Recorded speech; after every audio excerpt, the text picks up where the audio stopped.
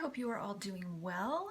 I am getting ready to repot this lovely little Hatiora, and the pot that it is in, it's a lovely pot, and it's been in this pot for a year or so, and it has no drainage holes, as you can see, which is fine. I was intending to use this as a slip cover for some, little plastic pots, and then I just didn't have a pot that fit, and this guy needed a home, and so I plopped him in and decided to just not overwater, which has worked just fine, but he's getting big enough that I really want to be able to water him thoroughly and make sure that I'm not overwatering. And I just worry, especially in the winter, since we're going into winter again, well, we're midwinter already, I just want to make sure that he is happy. And getting enough water, but not too much. Just picking out some little segments that have broken off and died. This variety is also called Drunkard's Dream, or bones plant, or something like that. Dry bones, I think, is the way they say it. If I'm remembering right, I'm not totally up on all of the common names, but Drunkard's Dream is one of the most common names that I hear thrown around for this particular guy. The actual variety is a Salicornioides, and I'll put that in the either in the description box below or across the screen here, because these things are impossible from a pronunciation to tell how they spell them if you want to look them up. But if you look up Drunkard's Dream or Hatiora or something like that, you should find it. And I am actually just going to put this into this pot right here. It doesn't need to go up in size.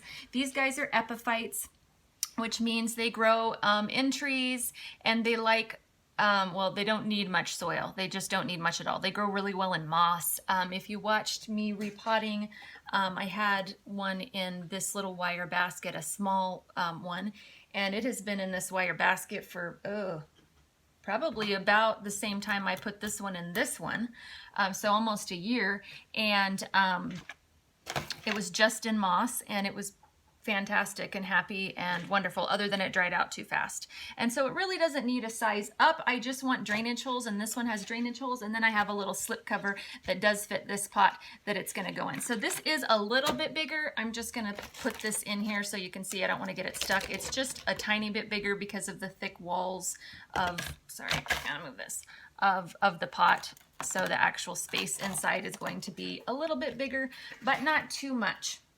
These guys can handle a lot more organic material in their potting mix, because they grow in trees and they're used to bark and stuff like that. So you don't have to worry as much about things like pumice, etc. Although I use a bit of pumice in pretty much all of my pots regardless, but you don't have to be as worried about drainage with these guys, and lack of organic material in particular. Just cleaning off my table a little bit here, since they don't mind a few dead leaves. Alrighty, let's see. One of the things that I most dislike about pots without holes is that there is nothing to poke to help you get them out. And so you kind of have to rely on gravity or pulling. And I'm just very, very gently wiggling here, as you can see. I'll do it a little bit more drastically so you can, yep, it's coming out just fine. And you can see how small, okay, I'm gonna change plans mid potting here. See how small this root system is? They really don't need a ton of depth. They have a shallow root system that grabs onto bark, and because the root system is this small, I thought it might have taken up more room because the top was getting so large. I am not going to pot it in a pot this big. I am actually going to totally switch here to, I think I may even go into this pot. Let's see if it'll fit. This is even actually a smaller one. But I think he might be really happy. And I am just removing, I don't know if you can see, I think I'm blocking you. I am just getting my fingers in here and knocking out some of the dead plant tissue. And there's not much, but there's always a little bit of dieback at the base here, so I'm just knocking that off. It doesn't really hurt them at all, but they can get some rot and stuff going on sometimes, and we don't want that. So, alrighty, I am actually going to bury the stems up just a tiny bit more to encourage some more root growth. The roots are pretty good. I'm not going to peel a bunch of this back. They're fine. They're not huge, but they're fine. And if I had another pot right here, I would probably use that instead of this one quite this tall.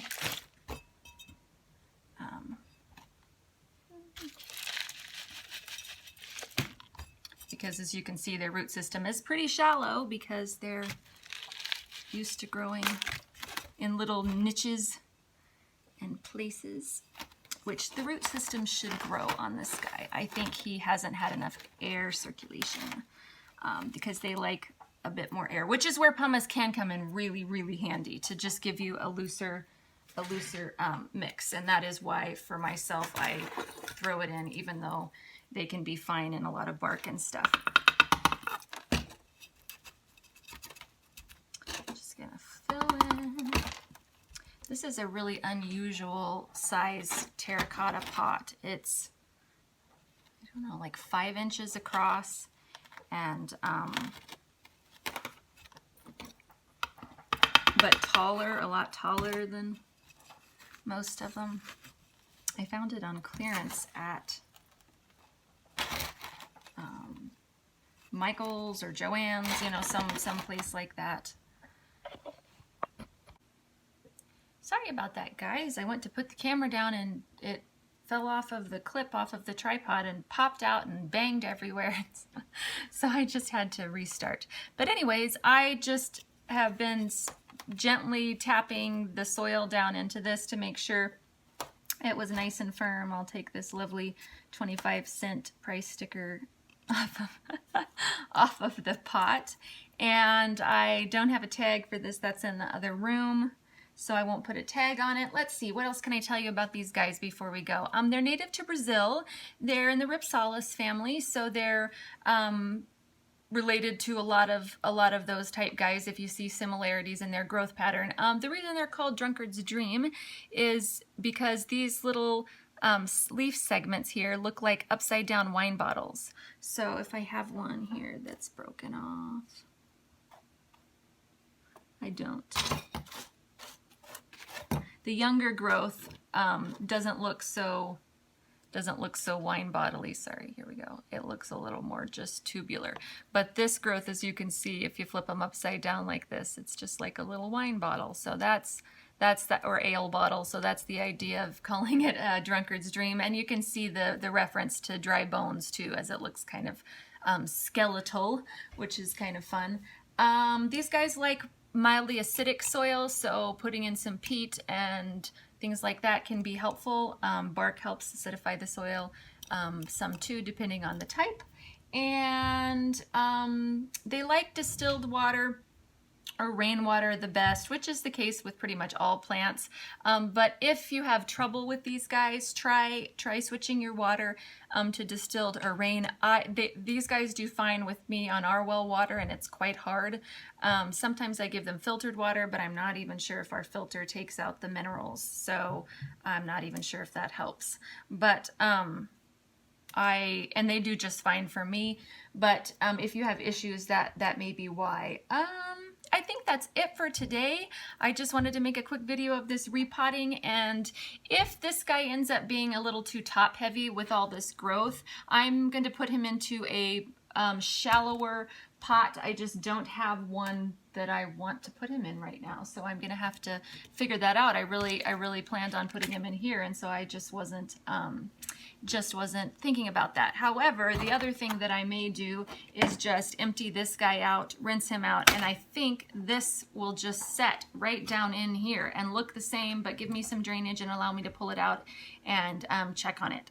So that may be plan B. We shall see. I have to get this all cleaned out though before I try. Alrighty, you guys, that is it for now. I hope you are having a fantastic day. And as always, if you would like to join our Facebook group, there will be a link to that in the description box below. And if you have any questions or comments or things that you would like me to address in future videos, I can't promise that I'll be able to get around to all of them, but a lot of times when I have repeat questions or things, I would love to do a video on it, especially if one of my plants happens to be exhibiting, you know, something that would be helpful to answer the question. So as always, please leave any questions or comments below. I really appreciate them. I try and answer everyone. If sometimes they get lost and they just get, yeah, I don't even know how it happens. The comments just get lost. I see them, and then when I go back to answer them, I can no longer find them. So if you don't get answered, feel free to repeat your question, or just join the Facebook group and ask there. But I do apologize. Sometimes I can't get around to answering every question, but I do definitely try. So until next time, I will talk to you later, and happy growing.